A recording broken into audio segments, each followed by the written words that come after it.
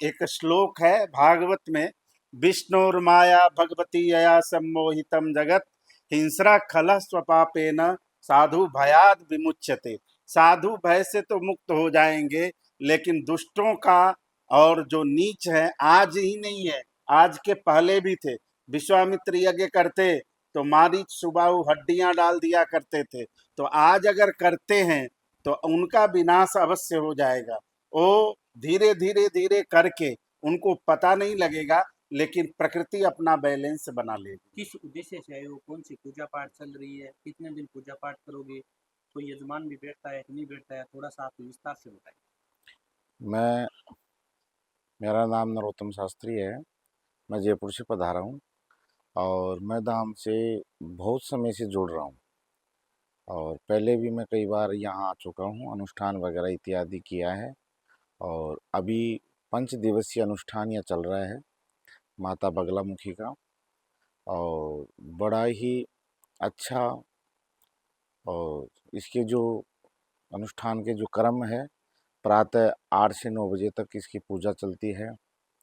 9 से 10:30 बजे तक जाप भगवती की कर रहे हैं, मंत्र की। जी जी जी। और उसके बाद में फिर उसी मंत्र की दशांश का हवन भगवती का प्रातः, और इसी क्रम में सायंकाल 4 बजे से 7 बजे तक अनुष्ठान मंत्र जाप किए जा रहे हैं। मतलब कहने का ये है कि अपने सनातन को बढ़ावा मिल रहा है। मतलब यहाँ जो धाम का जो है वो सब सनातन से संबंधित ही है।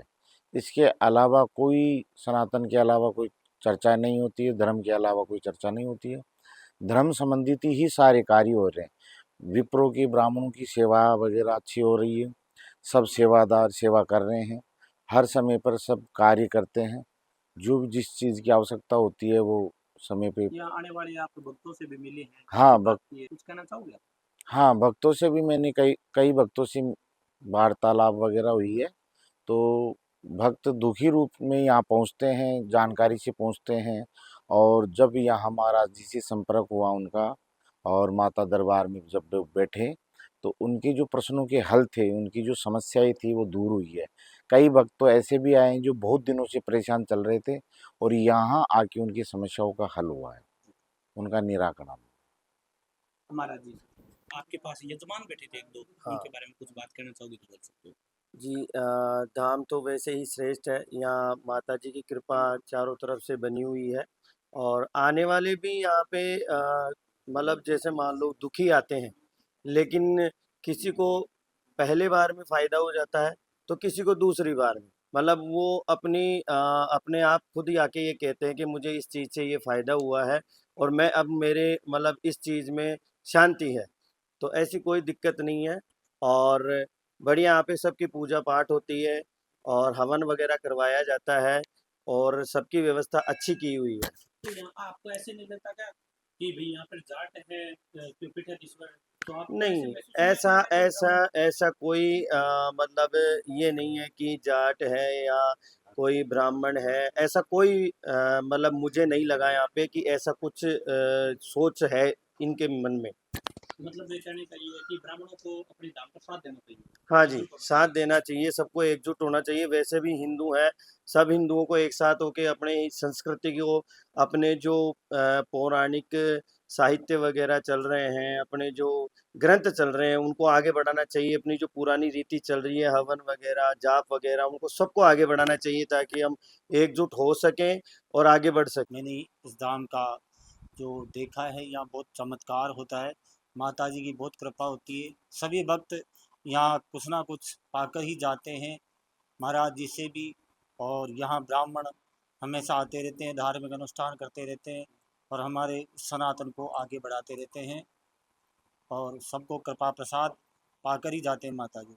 आप अपने हिंदू धर्म, अपने सनातन धर्म के बारे में क्या कहना चाहिए, धाम के बारे बोले में क्या काली कहना चाहिए? मैया की जय। हमारा सनातन धर्म आगे से आगे बढ़ रहे हैं। बड़े बड़े साधु महात्मा, बड़े बड़े ऋषि मुनि है जो अपना तप कर रहे हैं, अपना ज्ञान दे रहे हैं। तो वो क्या है कि इससे ही सनातन धर्म आगे बढ़ रहा है। और हमारे को क्या है कि ये संगठन ब्राह्मणों को संगठन होने की ज़रूरत है। और यहाँ पे स्थान पे मैंने पहली बार आया हूँ, पहली बार देखा हूँ कि यहाँ पे आने के बाद हम अनुष्ठान कर रहे हैं तो यहाँ पे बहुत शांति मिलती है। और आज देखा भगवान का, माता जी का दरबार लगा, दरबार में सब आए, सब प्रसन्न होके चले गए। हाँ, खाने के लिए जो भी कोई आए तो शनिवार, मंगलवार, पूर्णिमा को भंडारा चलता है। और इसके अलावा भी जो कोई भक्त लोग आते हैं तो उनके लिए सब चीज़ उपलब्ध है यहाँ पे। भंडारे में पैसे वैसे तो कोई कुछ नहीं लेता, वैसे तो क्या है कि वो अपने मन से कोई दे जाता है, वो तो है नहीं। तो ये तो भंडारा है जो निःशुल्क निःशुल्क चलता है, कोई भी आओ कोई भी जाओ, भंडारे में प्रसाद पाओ। ने पीठा दिवस बहुत शांत स्वभाव के हैं और बहुत सही है, सबकी सेवा करते हैं। जो भी आए ब्राह्मण अनुष्ठान करते हैं उनकी तो सेवा करते ही हैं। और जो भी भक्त लोग आते हैं उनको चाय पानी पिलाते हैं, खाने की रहने की व्यवस्था करते हैं, उसके कोई घमंड नहीं है। और अपने माता जी की सेवा करते हैं। सनातन तो ऐसे ही श्रेष्ठ है, दिव्य है, पवित्र है, पावन है। और धाम तो अति श्रेष्ठ है।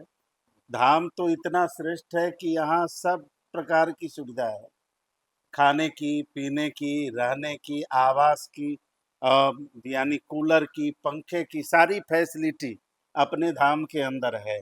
आने वाले यात्री खूब तो हजारों की संख्या में आते हैं और हजारों की संख्या में जाते हैं। सबके प्रसाद की व्यवस्था है, चाय पानी की व्यवस्था है और निरहंकारी पीठाधीश्वर है यहाँ के। किसी प्रकार का अहंकार नहीं है। बहुत बड़ी कृपा है भगवती की इस भूमि के ऊपर, सिद्ध भूमि है। एक श्लोक है भागवत में, विष्णुर्माया भगवती यया सम्मोहितम जगत हिंस्रा खल स्वपापेन साधु भयाद विमुच्यते। साधु भय से तो मुक्त हो जाएंगे, लेकिन दुष्टों का और जो नीच है, आज ही नहीं है, आज के पहले भी थे। विश्वामित्र यज्ञ करते तो मारीच सुबाहु हड्डियां डाल दिया करते थे, तो आज अगर करते हैं तो उनका विनाश अवश्य हो जाएगा। वो धीरे धीरे धीरे करके उनको पता नहीं लगेगा, लेकिन प्रकृति अपना बैलेंस बना लेगी। नाम के बारे में क्या कहना चाहोगे आप? जी, मैं पहली बार यहाँ आया हूँ। मेरा नाम राकेश मिश्रा है। मुझे बहुत अच्छा लगा आपके यहाँ आने पे। और जैसा कि आज बहुत सारे दरबार में लोग आए थे दुखी, और हंसते हंसते गए, ये देखकर बहुत अच्छा लगा।